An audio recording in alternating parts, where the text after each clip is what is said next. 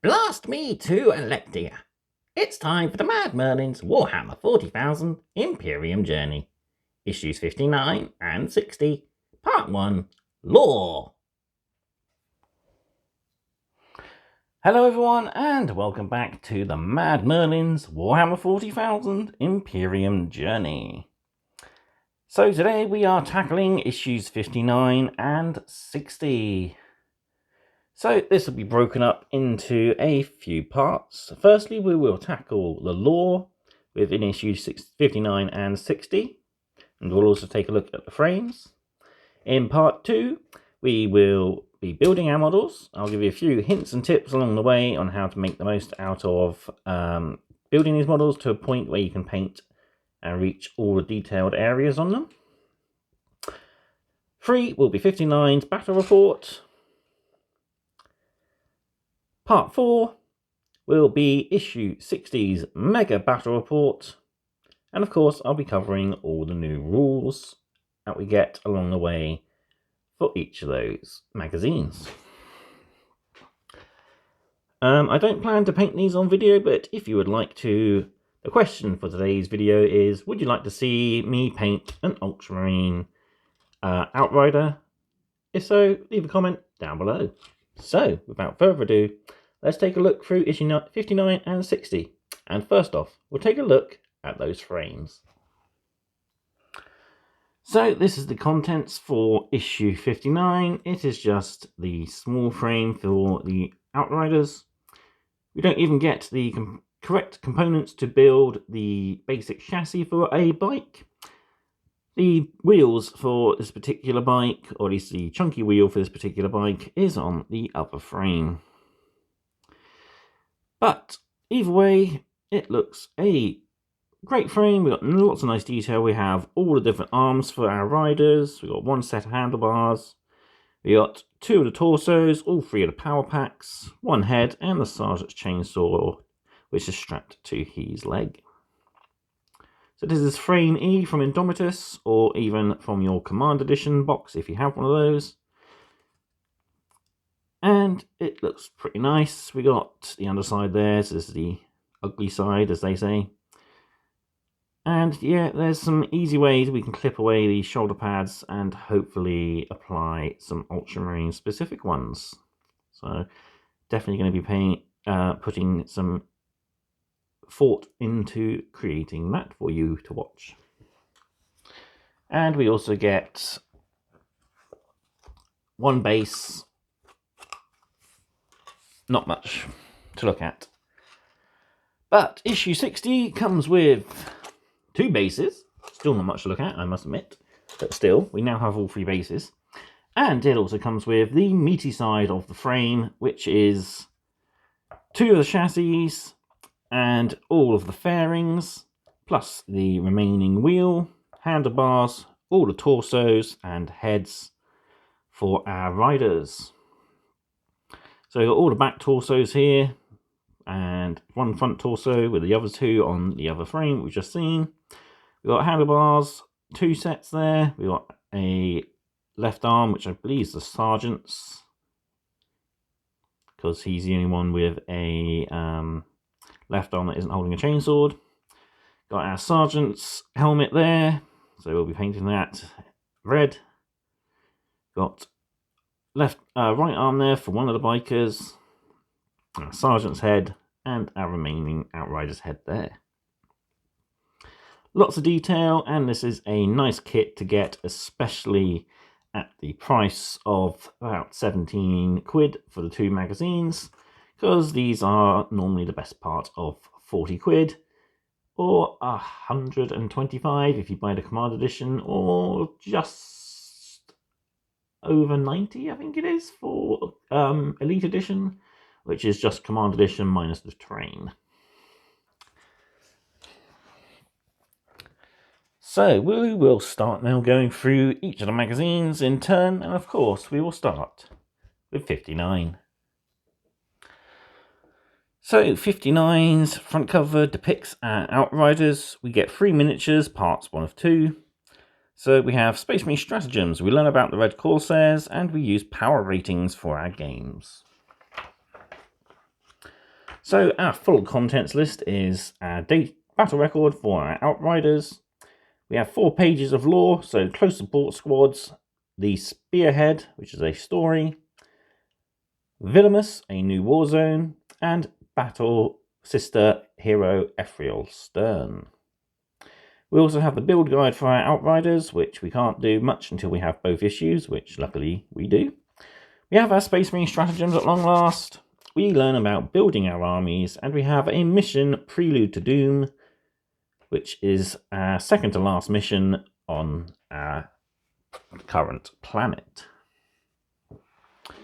So, our Outriders, lightning fast bikers. Space Marines who serve in Outrider squads have spent many long years mastering their skills as riders. They are able to pilot their bikes at breakneck speed, outflanking their enemies and driving hard into exposed positions, dealing death with bolt rifles and roaring chainswords. So each biker has a forward-facing pair of twin bolt rifles. They also have a sidearm of a heavy bolt pistol, and they each wield a chainsword.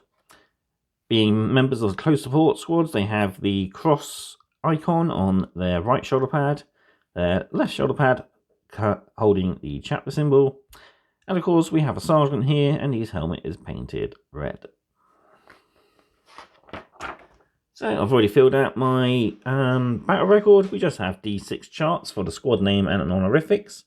So this is Squad Semphis, the Storm Rider Brethren. Sounds more White Scars than Ultramarines. So we have Brother Sergeant Semphis, the squad specialism, they are Zealous Killers. Then we have Brother Varan and Brother Leros, who are the 2 other Outriders in the squad. We got a battle record at the bottom, so keep record of any important heroic deeds your squad might actually do in the game. And we also have a tick chart for every time that we kill 6 enemies on a charge. Moving on, we got our first piece of background information, and this focuses on the Space Marines close support squads. The Codex Astartes refers to those Space Marines who specialise in melee combat and heavy assault as close support squads. These units often serve as the mailed fist with which the killing blow is delivered. A well-timed assault by a close support formation can break the back of almost any foe. So in Codex compliant chapters, the 8th Company is dedicated purely to anything that is assault based or close support based. So it will be heavily focused on assault marines, assault intercessors, bikers, land speeders, and even the flyers. So, most newest additions to the 8th Company is, of course, the Assault Intercessor Squads, as well as things such as the Storm Speeders and our Outrider and Invader vehicles. Other types of close support squad, we got the Reavers, who are terror specialists, who attack with high-pitched roars from their Vox grills, and are perfect brutal close combatants, hitting with pistols, grenades, and combat weapons. We also have Incursors, where stealth is more important. Unlike their Reaver brothers, the Incursors make use of the Phobos armor's lightweight frame and silenced ammo from their bolt carbines to sneak around and hit the enemy from behind. Other fast attack units are the Inceptors, so wearing Gravis armor and equipped with heavy jump packs, aggressors will jump out of low-flying aircraft or even teleport or even skydive from high orbit and strike with either bolt assault bolters or the plasma incinerators. Then we have a lovely Crimson Fist there. So the Spearhead is a short story featuring the Necrons and a squad of Outriders piercing through the flanks of a Necron assault. Quite a nice little story. We follow Brother Sergeant Darian Vitus as he leads his squad over Akratar's desert planet, facing the Necron legions and helping an assault intercessor squad who have fallen foul of a squad of Lich Guard. Moving on, we got a brand new war zone. So this is Warzone Villamus. The Red Corsairs are daring raiders. One of their most audacious assaults was the strike on Villamus, fortress monastery of the Marines Errant chapter, a loyalist chapter against whom they hold a grudge. So Villamus was one of the places targeted by Huron, the chapter master of the Red Corsairs, when he struck out from the Maelstrom and started attacking Imperial planets. Other notable planets they attacked was Riser, a Mechanicum world, Catachan, a Death world inhabited by an Imperial Guard regiment, and Chagoras, home to the White Scars. But Villamus was their main target in this particular campaign, which is the home of the Knights Errant chapter. So at the bottom, we got a little bit more information about the Red Corsairs. They are a traitor chapter, not a legion. And like most chapters, they do require to replace gene seed to replace any losses. Sadly, their gene seed is lost and also tainted, so much that they need to steal from other chapters, which is why they pillage and raid fortress monasteries such as that of the Marines Errant. The chapter symbol for the Red Corsairs is a clenched clawed fist. They wear a nice bright red armour with black trim and even the odd black section, so the helmets and the tops of the legs and their boots. So Huron Blackheart is the chapter master at the head of it. He was once a proud member of the proud leader of the Astral Claws chapter before he fell to the whims of chaos. He turned against the Imperium, believing that the chapters were stronger and independenter than the Imperium as a whole, and they shouldn't be lapdogs. He was beaten back at the culmination of the Badab War, and ever since he has dedicated himself to Chaos and has been gifted by Chaos with the familiar, the Hamadryah. This gives him his name of Blackheart, which he then took more as a moniker rather than his name. And he has led a vicious campaign against loyalist chapters. So he has the Tyrant's Claw, a power fist, which is also their chapter symbol, and he has a power axe with the iron halo of a defeated Space Marine hero. A lot of rumours saying he's going to get a brand new model soon, so that would be quite nice. I've always wanted to get a Huron Blackheart. From the early days of me playing 40k, two chapters of Space Marines that were featured in a Tale of Four Gamers in White Dwarf. Chaos Space Marines was the Red Corsairs, and the Crimson Fists were featured on the Space Marines. I fell in love with pretty much both of those, but I've only been doing Black Legion at the moment.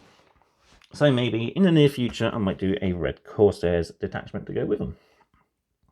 Our final piece of background for this issue is Ephriel Stern, aka the Demonifuge.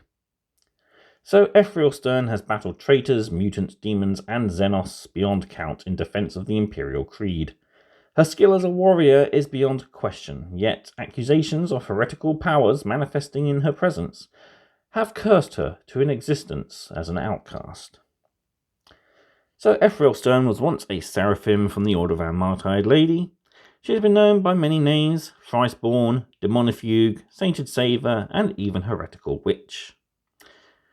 There's no records of her existence and the sanctuary that she once prayed and trained, but if there is any, they are probably hidden away in the inquisitorial records.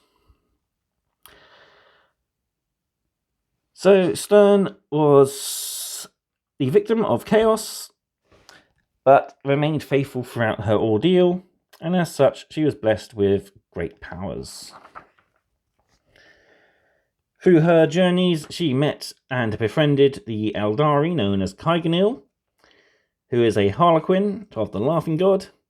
He gave her access to the Black Library, giving her ancient knowledge in order to help face chaos, as Kaiganil believed she was important to defeating chaos as a whole. So Ethereal Stern now manifests mysterious powers, but she still has her faith in the Emperor and will do anything to make sure chaos does not reign. So we have a build guide, but we'll save that for our next issue, so we'll move on to issue 60. So here's issue 60. Ain't got much to go through. So in this issue, we got part 2 of our 3 miniatures. We learn about the Grey Knights, Space Marine faction rules, and we have our datasheet for our Outriders, plus a paint guide. So the full contents for this issue is Grey Knights, so we learn about the Grey Knight chapter of Space Marines, the Space Marine armories, we paint our Outriders, we have the Angels Left part 1, the Outrider Squad datasheet, and Assaulting the Basilica, our final mission for our Initiate pack. So, first off, the Grey Knights, Secretive Demon Hunters. The Grey Knights are a chapter like no other. Created to combat the threat of warp-spawn terrors, they are a brotherhood of psychers, trained to fight demons and keep the terrible knowledge of the existence of these malefic creatures from the citizens of the Imperium, regardless of the cost in innocent lives. So the Grey Knights are probably my most favourite of the chapters, next to the Crimson Fists, of course. They were founded during the dying days of the Horus Heresy, where Malcador the Sigillite was tasked by the Emperor to create a unique order of Space Marines who had the ability to counteract the warp and the demons within. Each Grey Knight is a powerful psyker, and they will ward themselves with holy wards, purity seals, and even the own fortitude of their own mind. So, much like any other chapter, they fight in companies, but the companies are referred to as brotherhoods, and each one specialises in a different way of warfare. The Grey Knights have unique weapons, so they have psych-out grenades, which are full of hallucinogenics, causing psychers and even normal men to go crazy. They have the Psy Cannons, and also the Nemesis Foresword. Their home world is Titan, the moon of one of the moons of Saturn. So the chapter monastery stands amidst a frozen landscape of cryovolcanoes, oceans of liquid methane, and jagged spurs of black rock. Perfect for anyone trying to do secret acts like the Grey Knights. So they study the chaos, hoard forbidden knowledge in order to help them fight the demonic threat. They are also the militant arms of the Ordos Malleus, and as such are often seen with the Demon Hunter Inquisitors. Moving on, our last piece of knowledge is the Space Marine Armory. A chapter's armory is the location where the great majority of its armoured vehicles, gunships, weapons, and war gear are maintained and tended to between battles. So, like any army force, they need to have an armory where their weapons, vehicles are looked over. They are looked after, of course, by Tech Marines, Space Marines who have spent 30 years training on Mars in order to understand the machine spirit and how to quell and repair it. Space Marines who are sided to the armory. There we go. My brain froze for a second then. Space Marines who are sided to the armory wear the red of Mars to show dedication to the machine cult, and they will also wear their chapter symbol on the left pauldron as normal. War gear that the Tech Marines use, they are often accompanied by servo skulls who help run diagnostics on vehicles and weapons. They have guns such as plasma cutters and flamers in order to help make repairs on vehicles, and they even have servo arms with claws and tools. Tech Marines are often accompanied by servitors. Most of these are equipped with repair tools, so wrenches, claws, etc., but some are equipped with guns for battlefield roles. So there we have it. That is all the lore for issues 59 and 60. We've got our paint guide next, and then we got our missions. So there we have it. Thank you all for watching is what's next to be said. That makes no sense. Thank you all for watching. If you've enjoyed this video, please give it a like and share it with your social media groups. Also, if you want to stay up to date with my channel, please don't forget to subscribe and follow my social medias as well, where I'll be sharing more hobby pictures and progress. So, again, thank you all for watching, and I will see you next time on the Imperium journey. Goodbye.